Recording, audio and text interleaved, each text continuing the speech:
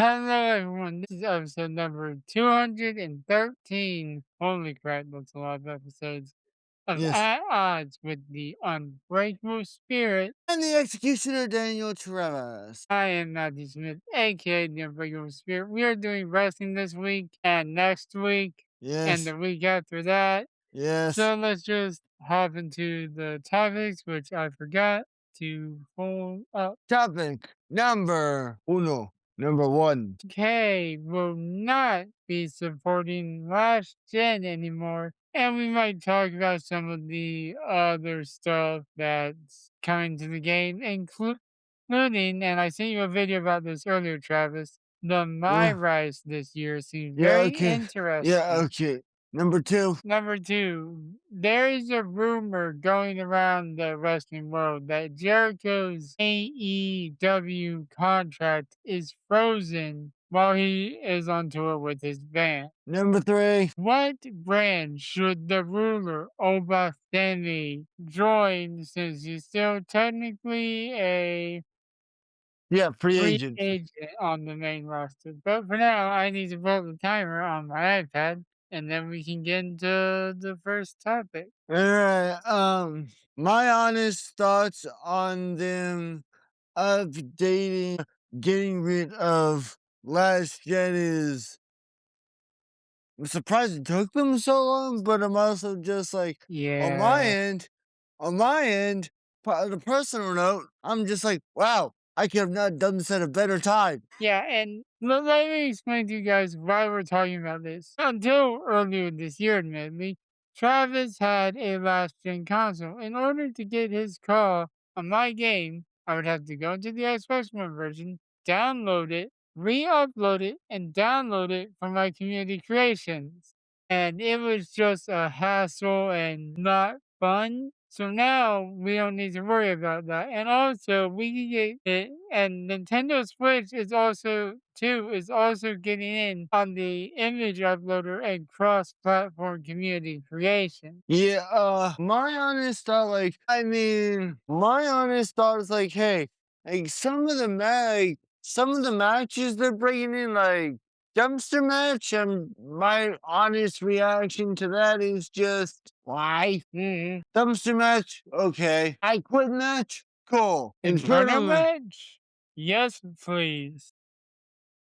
3 stages of hell, and you get to choose whatever 3 stages you want. Okay. Yeah, I feel like there has to be some limitation to that because, like, you can't have a steel cage followed by a Hell in a Cell. Yeah, I'm very curious of on what the what's your thought on WWE 2K26 getting rid of last gen? I am excited because it allows, for those who don't know, I love the creation suite. And it allowed us to expand to 2,000 images and 200 custom superstars. That's gonna be a lot. And there are also like new templates for Creative Championship. And you know I'm going to be making TNA in my universe mode. Yeah, I think with them getting rid of last gen is unlimited. Yeah, I'm hoping the graphics will improve a lot, but I'm also wondering what other crazy match stipulations are they gonna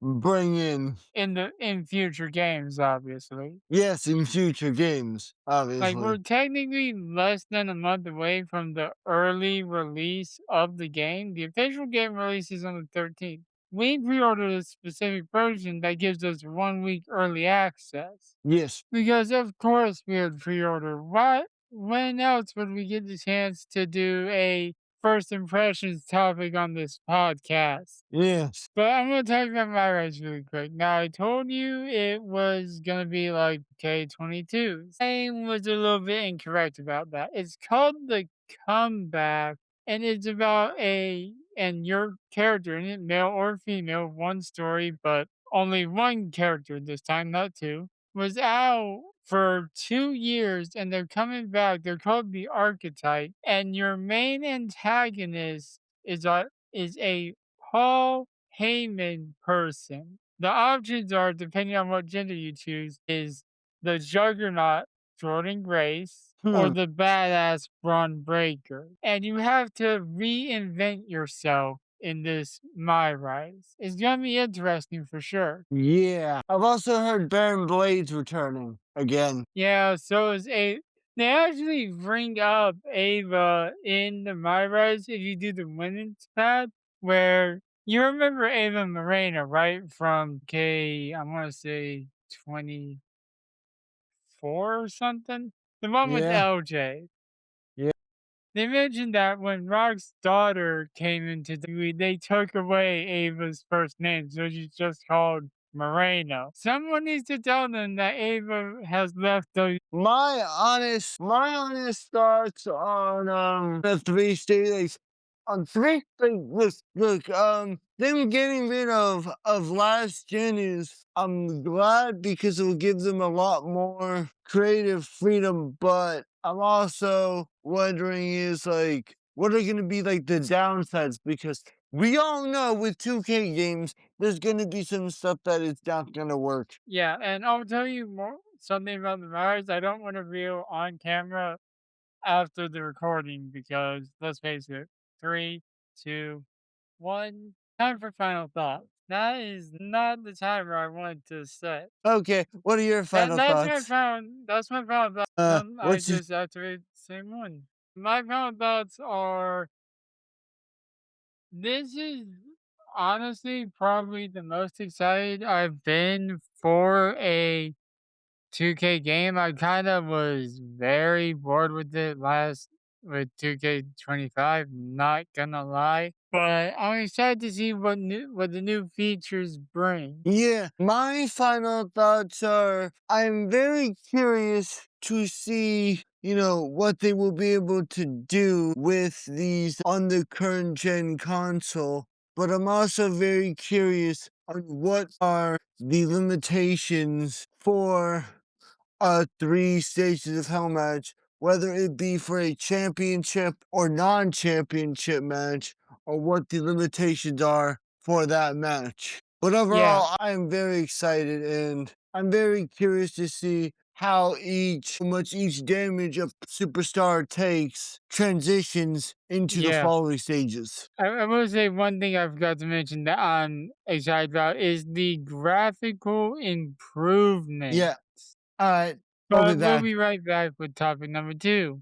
Hello, everyone. We are back with topic number two. Chris Jericho's AEW contract has apparently, maybe, possibly been frozen. Yeah, it's the rumor going around because like we've obviously had that box that Adam Pearce that says that do not open until Elimination Chamber. I mean, I know it says 2/28/26, but that's the day of the Elimination Chamber. Yes. And that also happens to be the anniversary of Chris Jericho's WWE debut. Yeah. My honest thought is, Teddy Khan, you are just being. He's like, bruh, Chris Jericho's contract expired already. So, how can explain this to me, everybody? How can you freeze a contract when his contract expired in December? It was frozen. The rumor is that it was frozen when he started not appearing on TV, And then my honest thought which is, was prior to his contract expiration date, if I'm understanding correctly. what's your thoughts on AEW freezing Chris Jericho's contract? I think the Khan family was scared of Jericho jumping ship back to WWE, so they froze it to prevent that from happening. Yeah, Because WWE with John Cena leaving, WWE needs some mega star power, and who better than the man who claims to be the best in the world at what he does?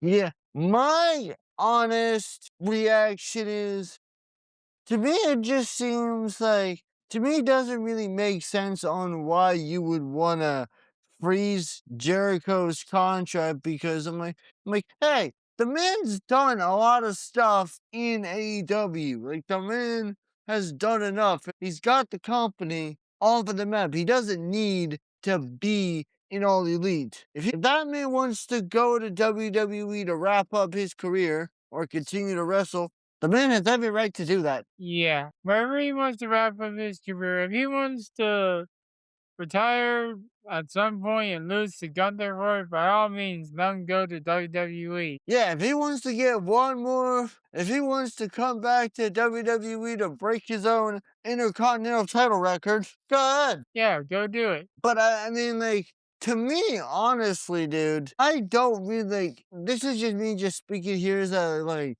I don't really understand why they need to freeze his contract. Like, what has, like, why he's off TV because he's what? Because the man's off TV touring with his band. That's kind of stupid. Here's how I see it. They still had to pay him even though he wasn't appearing on TV.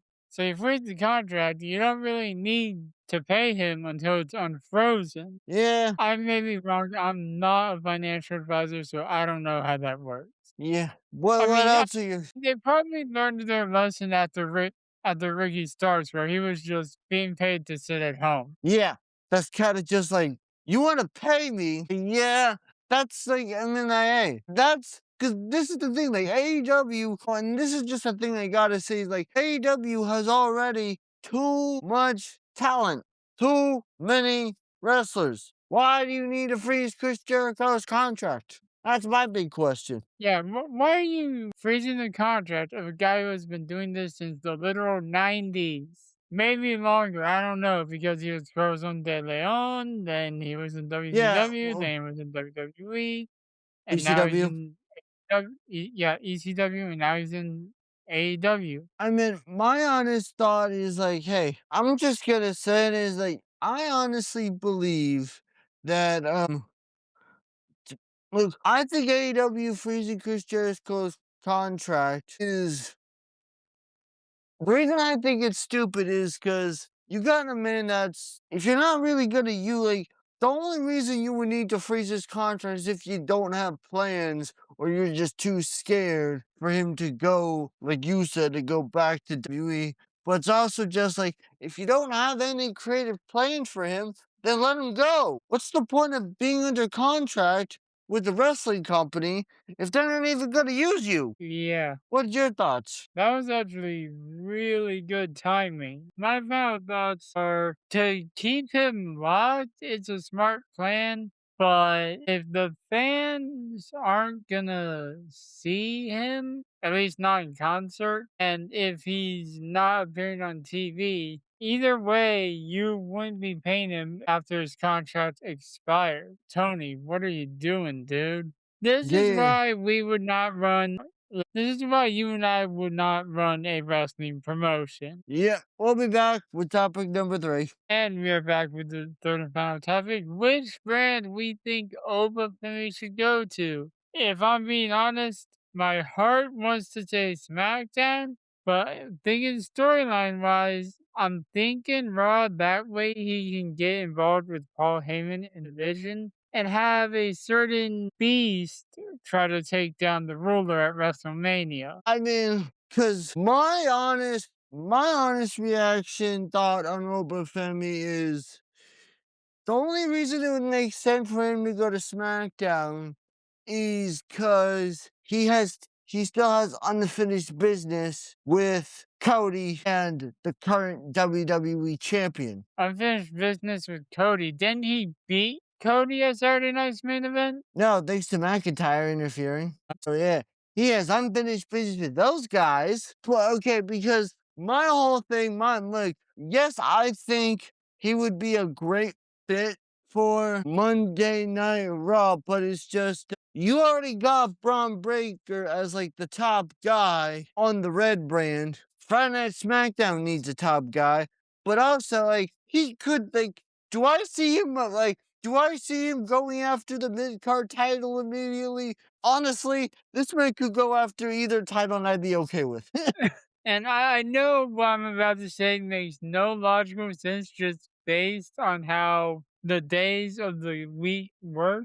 He did appear on Raw first and take out both members of the War Raiders. I know that Yeah, doesn't make sense because Monday comes before Friday, but shut up. It's easier, it's more impressive when you take out two guys than Kit Wilson. yeah, two big guys. Yeah, exactly. Because my thought is, I mean, look, if he goes to SmackDown, he could just go to SmackDown, answer Carmelo Hayes' open challenge, win the US title, and then the mid-card division on SmackDown is screwed. Yeah. He would also keep in mind if, let's say, hypothetically, WWE does a draft after, say, WrestleMania this year and Oba is the United States champion, he would be locked to SmackDown until another draft happens. But also, I could also see Oba Femi going to Monday Night Raw and having feuds with like Dominic, Braun Breaker when he's medically cleared, Bronson Reed. Bronson Reed, CM Punk, Roman Reigns. I'm not Because, going to say this as a rivalry option, but just like a funny thing, him versus any of the El Grande Americanos plus Ludwig's Grande's lackeys. I I can mean, just see him like decimating them. because look, my honest belief is, personally believe Oba Femi, and this might be like a big take here, but it's just, I honestly think that Oba Femi's one of those guys where you could honestly put him. Like, does he need to go after the WWE or World Heavyweight Championship immediately? No. Would I mean honestly? Could you honestly like? Okay, here's my point. I could honestly see Obafemi going after either championship, whether it be the Intercontinental, whether it be the World Heavyweight title, and I'd just be completely okay with it. And it goes the same for SmackDown because I'm not gonna lie, I don't know if Oba Femi is a face or a heel. We also need to take that into account. Or is he just gonna wreck people and be like, I don't care. You have a title? You have a title? Okay, I'm just gonna, or is this, I'm just gonna, like, or like, yeah, I don't give a shit. Because I feel like if he's a face or heel, actually will help determine, at least in my opinion, which side he should go on. If he is a face, I would go to SmackDown so he can fight a heel Drew McIntyre for the WWE title.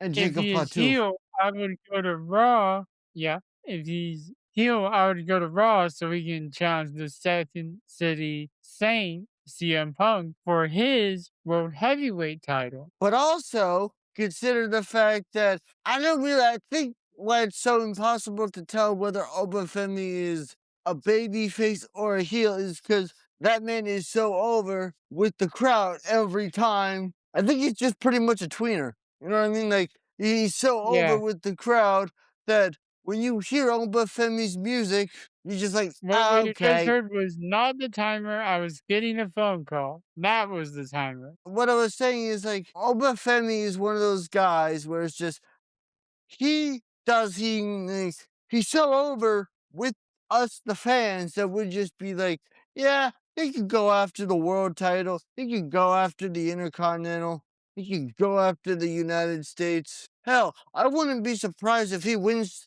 Like hell, I wouldn't be surprised if he wins the Royal Rumble next year. Yeah. All we know is that whichever roster has the displeasure of signing Oba Femi, everyone Is will need getting to bow down to the ruler because, sir, you are cooked if you are yeah. standing across the ring from Oba Femi. To But me, that, wait, hang sorry. on. My last thoughts are to me.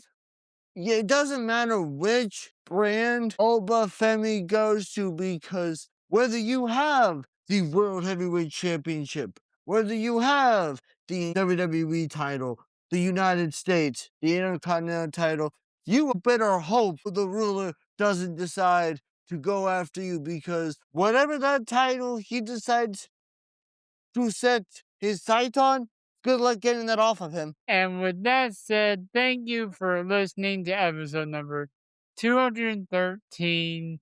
Follow the podcast on social media, link in the description below. And we'll be back next week with the predictions for Elimination Chamber 2026. Until then, the Executioner and the Unbreakable Spirit will still be at odds.